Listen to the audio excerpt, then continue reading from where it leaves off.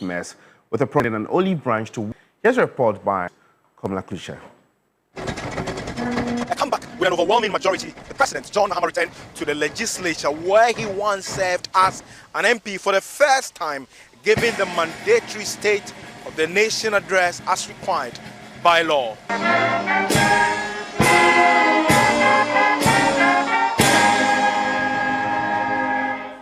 As suspected, the MPP opposition registered their presence.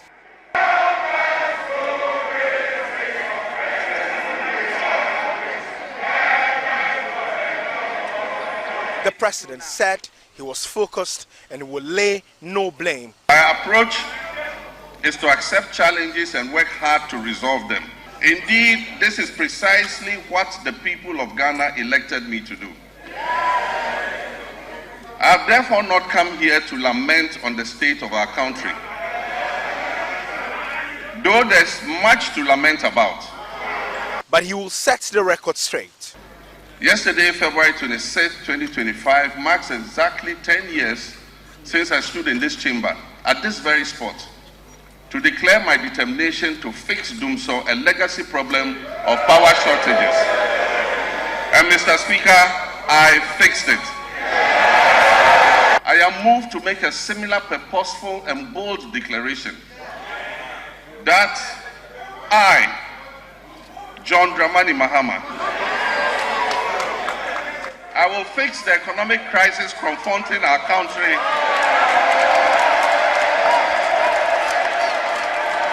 and reset it on a path of growth and prosperity. A comeback in building a future of possibilities, in building an economy from the middle out and the bottom up, not the top to the down. A promise to fix it. The President painted a grim picture of the country's finances, pointing to unstable debt levels and mismanagement of key state institutions. There have been claims that buffers were left for debt repayments, oncoming debt repayment this year. Mr. Speaker, honorable members, let me give you the statement of account for the Debt Service Reserve Account, which is also popularly referred to as the sinking fund. This fund shows a balance of only $64,000 in the dollar account. $64,000 in the dollar account. And 143 million Ghana cedis in the CD account.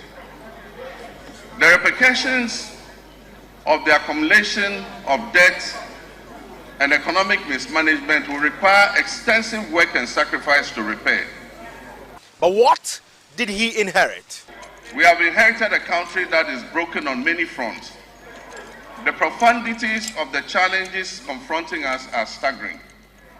We are saddled with staggering debts and glaring signs of almost deliberate and in some cases reckless mismanagement of our resources. Mr. Speaker, not even the restraints of an IMF program were enough for the previous economic managers to exercise prudence in managing our finances. After setting an inflation target of 18% by the end of 2024, the actual outturn was 23.8%, significantly higher than the threshold agreed with the IMF. The Ghana cedi continued its downward slide, losing 19% of its value against the dollar in 2024. It had already in the previous year lost 27.8% of its value. In addition to the public debt, which amounts to a staggering 721 billion cedis, several state-owned enterprises are also in debt, including the ECG, which owes 68 billion Ghana cedis. Despite the bleak horizon, he affirmed Ghana will not witness bondholders protesting on the street for their toil. As the President hit the ground running, he is swift in his directives on the deliberate drain on the national purse. I've already tasked our investigative bodies to bring the culprits of the National Service Ghost Name scandal to justice. Such brazen theft of public funds must go unpunished. It is estimated that the criminal addition of some more than 80,000 ghost names could have yielded the suspects over 50 million Ghana cedis every month. Unfortunately, some of these suspects are believed to have absconded from the country already. I have directed that they be declared wanted and their assets traced and frozen until investigations are completed. Again on the agenda 111, the problems are even dire, but he opines partnership is key.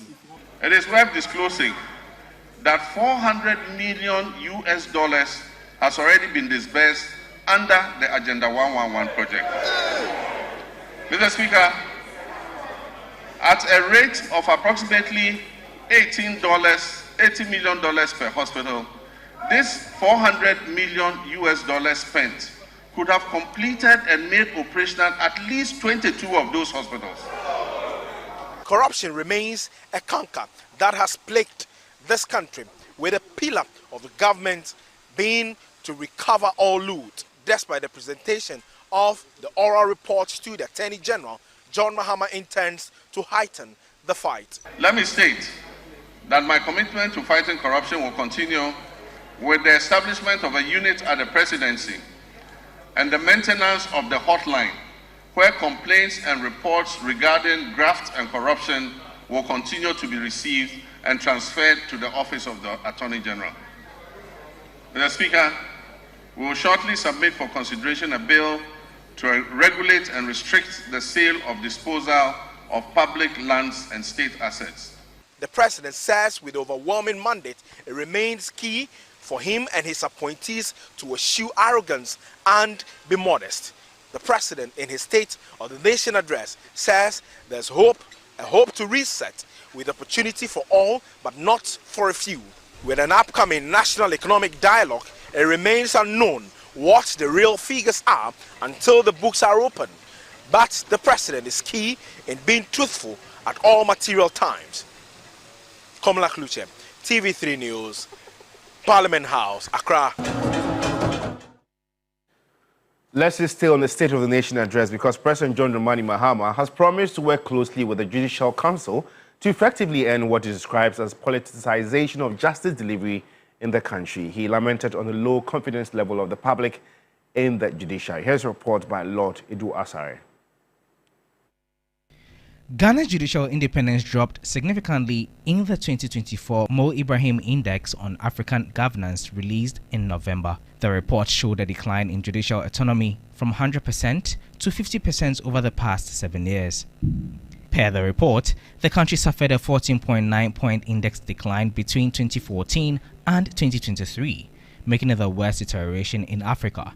Delivering his first State of the Nation address as president, John Mahama described the confidence levels of Ghana's judiciary as being at an all-time low. The justice and legal sectors play pivotal roles in ensuring accountability and fostering the fair, equitable treatment of all our citizens by the state and its agencies. Delays and uncertainties have plagued justice delivery in Ghana, leading many Ghanaians to perceive a politicization of the judicial process. The public trust in the judiciary's independence is alarmingly low. We must work together to restore confidence in the judiciary. He pledged to restore the confidence in the judiciary by restoring its independence while working with the Judicial Council. My government will uphold the judiciary's independence and work with the Judicial Council and services to depoliticize justice delivery and collaborate closely with the Chief Justice to combat corruption effectively. As part of efforts to improve the independence of the judiciary and enhance the justice system, Chief Justice Gertrude Tokono in 2024 introduced new courts to sit during weekends and holidays. The Judicial Service has also been running an electronic justice system launched in 2019 to help speed up court processes and reduce human interferences. Lord Idwasari, TV3 News, Accra. Let's still stay on the State of the Nation address, and the minority in Parliament says John Dramani Mahama did not deliver the true state of the economy, but that position has been challenged by their majority counterpart. Marina Egbata gauged the sentiments of MPs after SONA. Opinions were split amongst members of Parliament over whether or not President Mahama had delivered a true reflection of the state of the nation. For the minority, assertions of a mismanaged economy are not true. Just last year, the economy, to a large extent, had been restored. Deputy Minority Leader said the address leaves Ghanaians with no hope for the next 4 years. I don't think there's hope for anybody because all that I listened to were lamentations.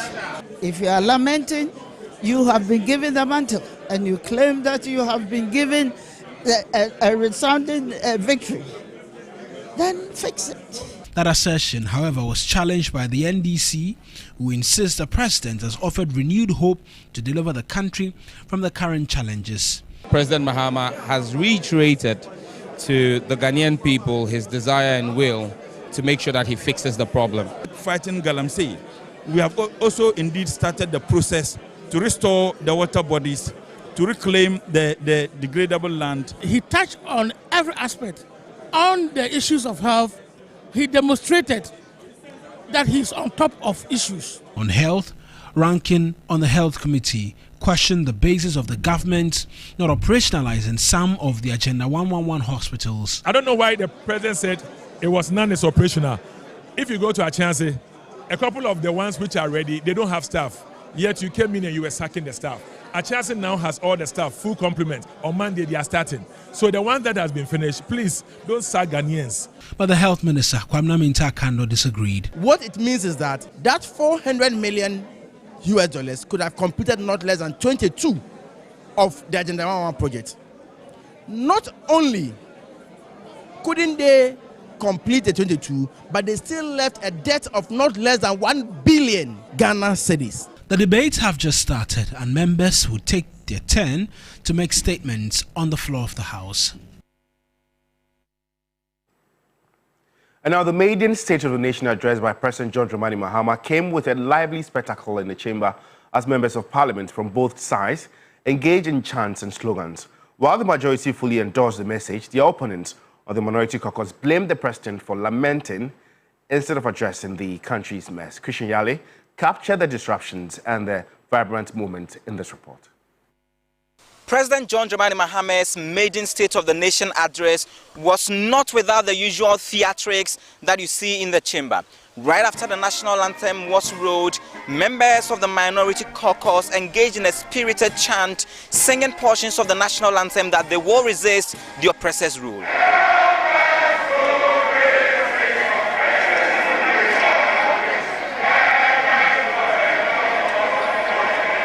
It was a chamber of predominantly black and white colors, whereas the majority clad themselves in white. Their colleagues on the minority caucus adorned themselves in black costumes. Throughout the delivery of the message on the state of the nation, some disruptions were recorded with the speaker calling them to order for some silence. Resume your seat.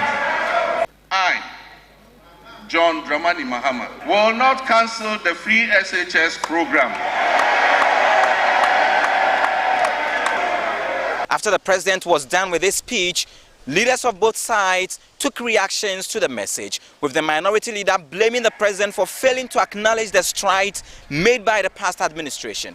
A cabinet of 19 with only 2 women.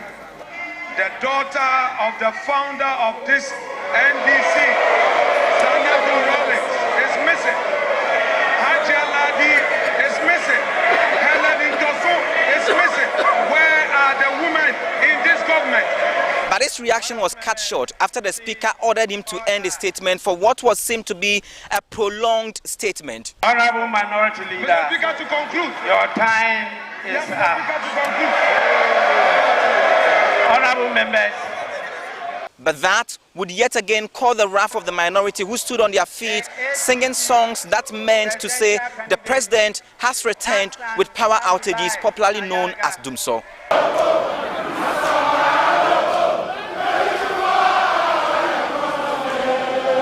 The majority side would not take any of that. For the president, there is a renewed hope for Ghanaians, but the minority insists that it is the old story that they used to know. Christian Yale, TV3 News, Parliament House, Accra. As many as are in favor of adjournment, say aye. Well, that was my colleague Christian Yale with that extensive report there, and that wraps up all the reports on the State of the Nation address. Let us know what you make of this. Go on to Facebook, we are live TV3 Ghana. Engage us with your observations and opinions on SONA. Away from that, the Road Traffic Regulations of 2012, LI 2180 in Ghana, forbids the use of motorbikes or tricycle to offer fare-paying passenger services. But in recent years, tricycles have changed the face of public transport in Kumasi, offering convenient and affordable transport services to patrons. The tricycle business, though illegal in book, has become a huge source of employment for many youth in the metropolis. President John Dramani Mahama, in his first State of the Nation address, has hinted of plans to amend the regulatory framework to allow the use of both motorbikes and tricycle for commercial passenger transport. We have been engaging operators for their reaction on this.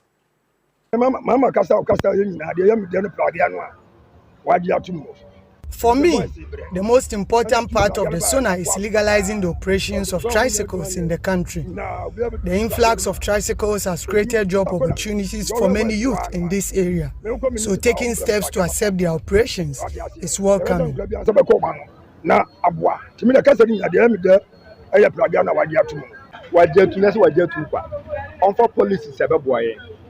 We want to see the introduction of policies that will help improve our operations, because the police keep hunting and extorting money from us, claiming we are operating illegally. No business has created more jobs in this city like the tricycle business, so we have to regulate it.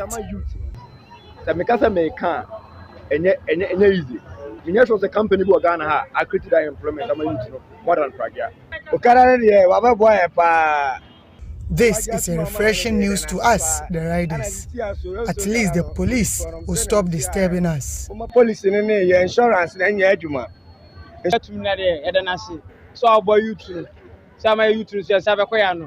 thank the president for thinking about the youth with his plans to amend the law.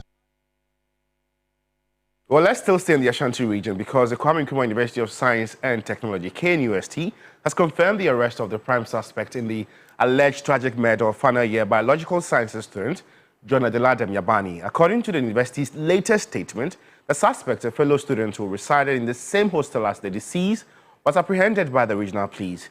The arrest follows an extensive review of CCTV footage, which provided critical evidence. Authorities also found clothing worn during the crime in the suspect's possession, which has been retrieved as evidence. In response to the tragic incident, KNUST, in collaboration with the Regional Police Command, led by the IGP, has significantly boosted security across campus.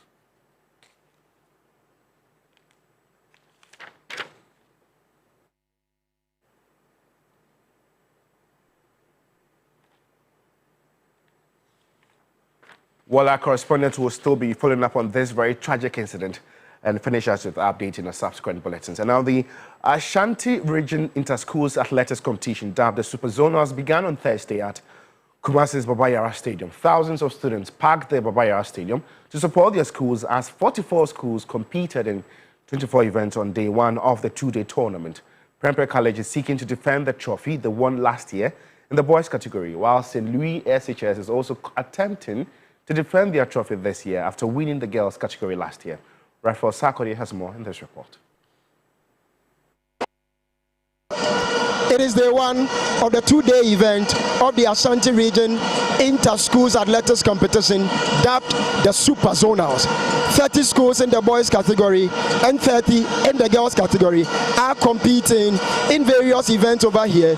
To do honest, St. Louis Senior High School and Prempeh College won the events last year and are making effort to defend their titles. But obviously, T.I. Amas, Okes, and the likes of Opokuwari also have other ideas, also making every effort to wrestle the trophy from the hands of Prempeh College in the boys category and St. Louis in the girls category. Tiamas is winning. No matter what, Tiamas is winning. Like, we don't care about what's happened at the first place. And even though the girls rather and the boys, still Tiamas is winning. All those schools are not they are not our type. And upon all the training I've been doing, like it gives us more courage that we are going to win the cup. I'm 100% sure that we are going to win this for Zonas because we want to win for our lost Sabuto, our coach Sabuto, so that it can be an history for the school. Our forces, we are the best. We are going to win this game. This game is the best of us. Like we are going to put all our effort in it. I'm expecting higher than what we did in the Interco, so that our school trend far or go far.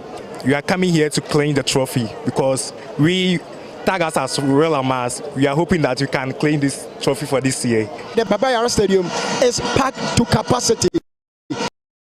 Thousands of students gathered over here to cheer their schools to victory. It is exciting over here, but tomorrow promises to be even more exciting as the competition rounds up over here and we get to know who will win this year's Super Zonals of the Ashanti Region Athletics Competition.